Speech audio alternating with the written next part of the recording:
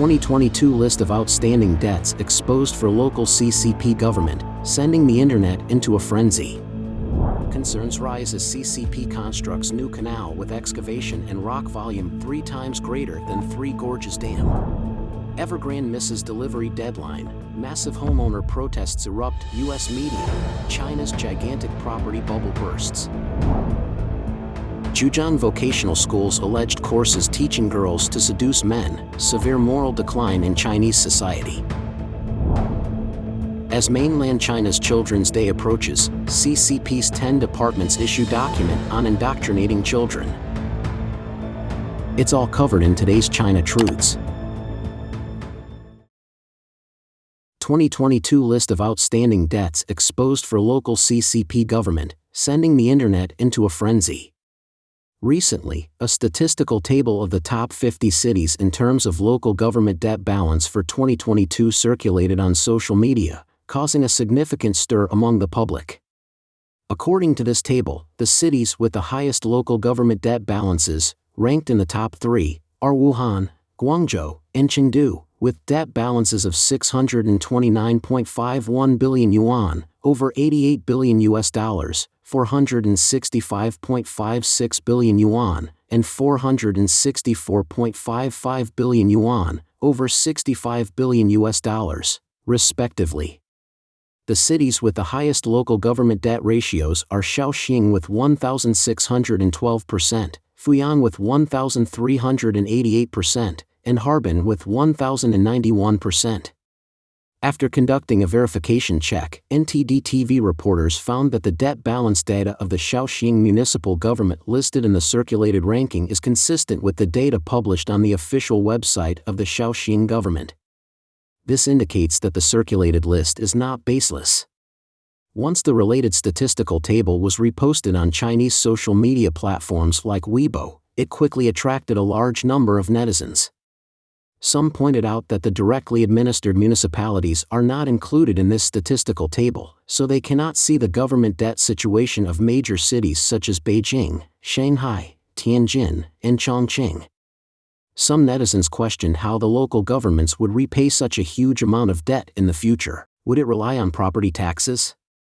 There were also netizens who bluntly stated, local debt is just an appetizer, the real bulk lies in the investment debt of cities. Another netizen commented, they have long set the stage, borrowing freely during their tenure and shifting the debt burden upon leaving office, with no effective regulatory constraints in place. Recently, the financial revenue and debt data for the year 2022, as well as the key tasks for debt resolution in 2023, were successively released by the 31 provinces in China. Among them, general debt accounted for 14.4 trillion yuan, special debt accounted for 20.7 trillion yuan, and central government bonds accounted for 25.6 trillion yuan. The total debt balance of local governments across the country reached a new historical high.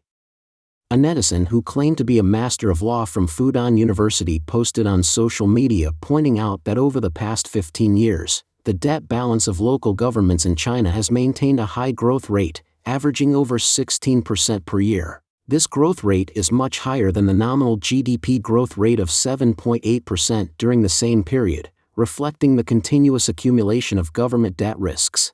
When government debt accumulates to a certain extent, there is a danger of a concentrated risk eruption. In the article, it is highlighted that the accumulation of local government debt risks is not primarily due to excessive leverage, but rather the result of investing in a range of inefficient and low-productivity projects.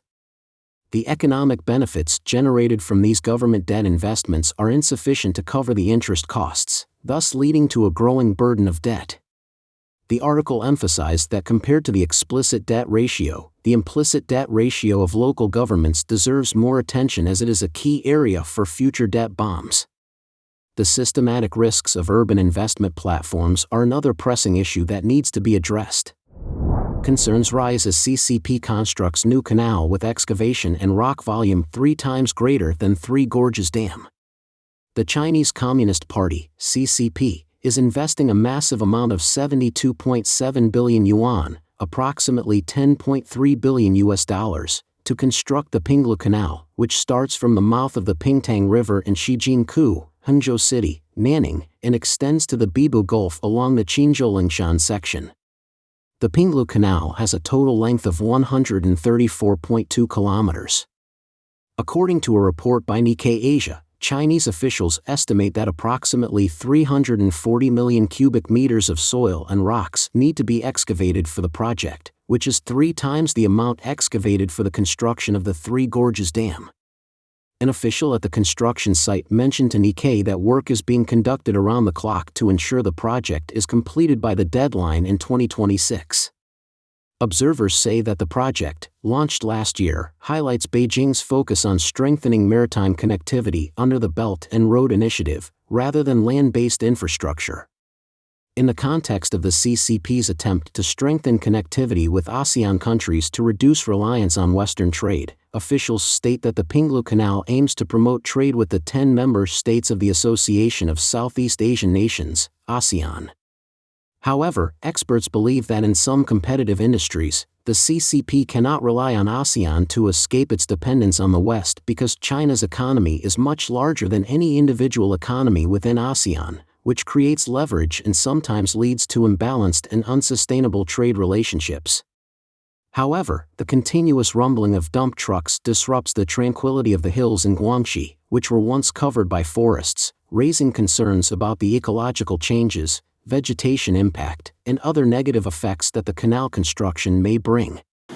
When asked about the impact of clearing large areas of land for the canal on the ecosystem, a project official stated, "We will also build conservation ports to protect the environment," but did not provide further details. There are currently comparisons being made about the potential hidden hazards of the Pinglu Canal in relation to the Three Gorges Dam on the Yangtze River.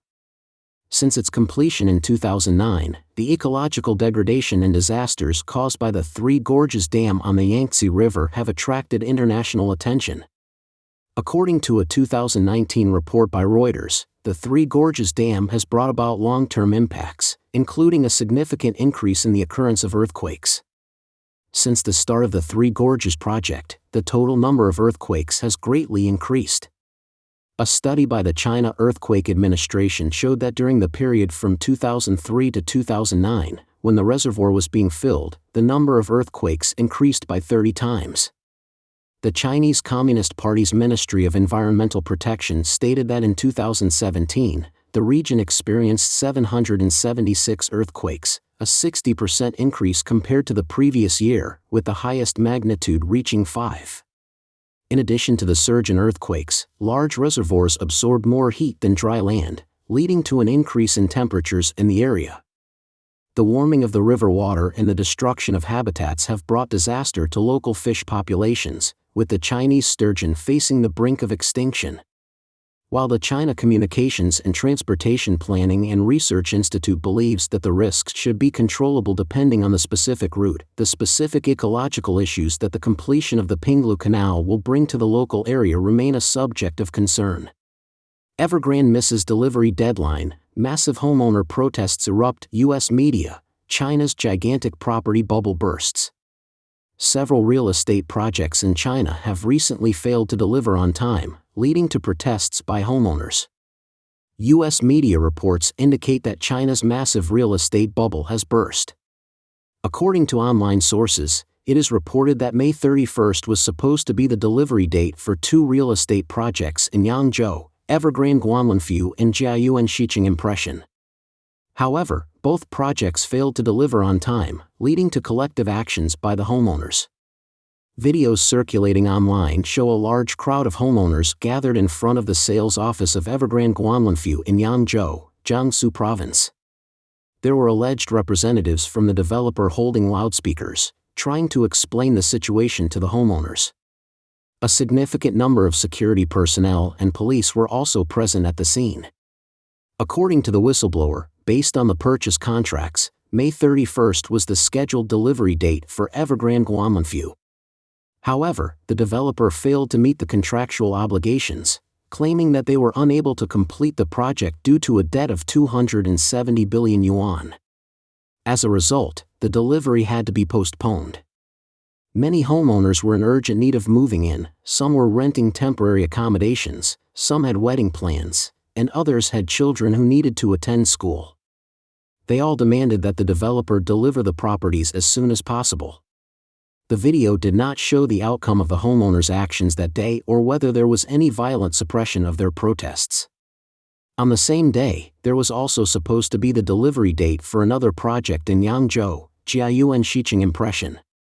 Photos and videos showed homeowners gathering at the sales office, initiating negotiations with representatives from the developer. Subsequently, a large number of police officers arrived, and riot police began to suppress the protests violently. Several homeowners were reported to have been arrested. According to the Wall Street Journal, due to factors such as a wave of debt defaults by real estate developers, construction delays in pre-sold properties, and consumer confidence weakened by COVID-19 containment measures, China's sales of newly built residential properties plummeted by 28% last year, equivalent to around $1.7 trillion, marking a 5-year low. Sales area also dropped to the lowest level in nearly a decade. The report clearly indicates that China's enormous real estate bubble has burst, and the downturn is likely to continue for a while before the market reaches a turning point. The report quotes Michael Pettis, a finance professor at Peking University's Guanghua School of Management, who states, "The path to deleveraging in the real estate industry is bound to be long and painful." He further adds, "We still have a long way to go." Zhejiang Vocational Schools alleged courses teaching girls to seduce men, severe moral decline in Chinese society. In the context of China's rapidly declining birth rate, the CCP has been employing various methods to promote the birth rate nationwide, even assigning universities and colleges the task of promoting childbirth and actively pairing up male and female students, disregarding serious ethical concerns. Recently, there have been online reports about the content of a health education lecture at the Zhejiang Textile and Garment Vocational College in Ningbo, which was specifically targeted at first-year female students of the 2022 class, and participants were rewarded with extracurricular credits. Based on the leaked screenshots of the presentation slides, the content of the lecture is highly inappropriate, ranging from tips on how to attract male attention and progress through different stages of sexual contact, to explicit guidance on sexual behavior. Some students even revealed that the lecture included discussions on how to stimulate male sexual desires, and so on. The lecture content even went as far as mentioning contraceptive methods such as the birth control ring and condoms, raising questions about whether the purpose behind it was to train prostitutes rather than being a legitimate technical school. After these screenshots were exposed, netizens speculated that the school's opening should be aimed at carrying out political missions and criticized the CCP for its unscrupulous and shameless efforts to increase the birth rate. Some netizens expressed their outrage at the way women were treated. For the sake of advancing the political career of the party, ethics and values, which have deeply influenced China's 5,000-year-old traditional culture, are no longer worth a penny. Since the Chinese government implemented the three-child policy, universities across the country have started actively supporting student marriage and childbirth. Some schools have set up matchmaking corners where they act as matchmakers, while others offer courses teaching students about love knowledge. There are even online self-media platforms promoting inspiring stories of undergraduate students juggling childcare and academic pursuits. Netizens sarcastically commented, "The leaks, referring to the general population, are less willing to give birth, and the master, CCP, is getting anxious."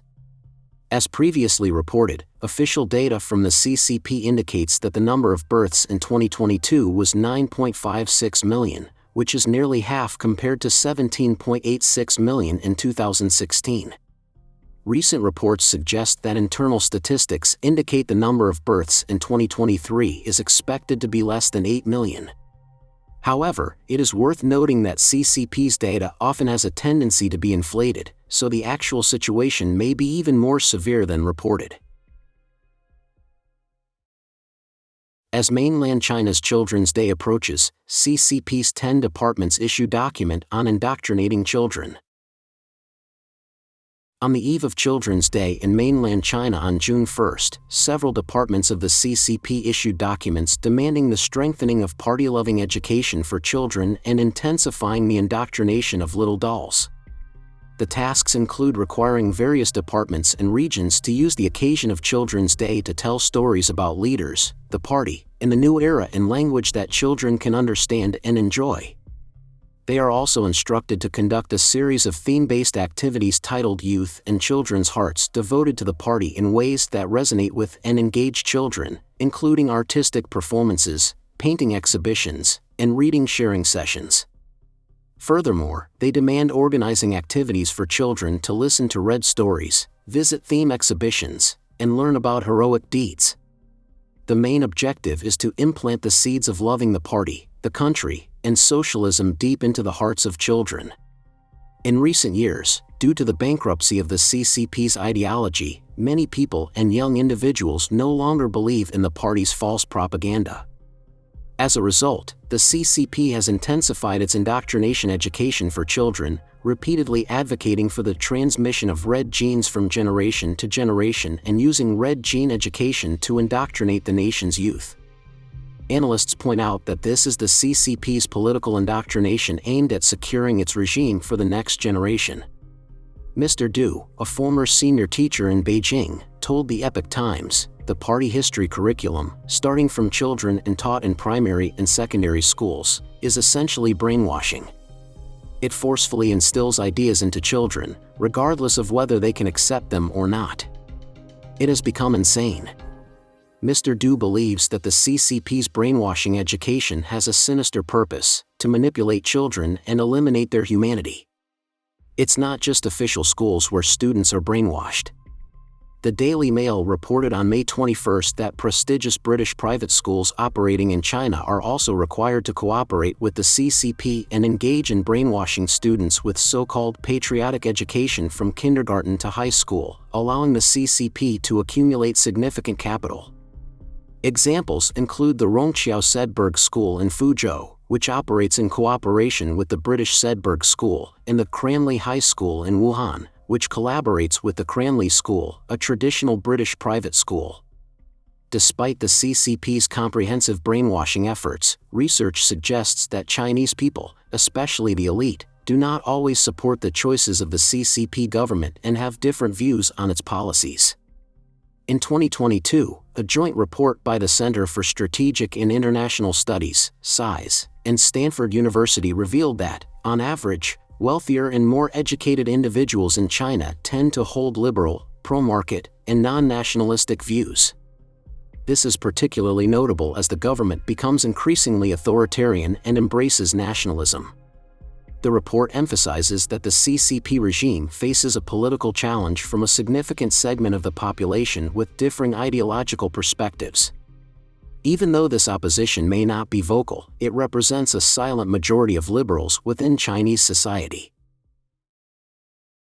Don't forget to comment in the section below to share your opinions on today's topic with us. Make sure to like and subscribe to see more interesting topics from China Truths.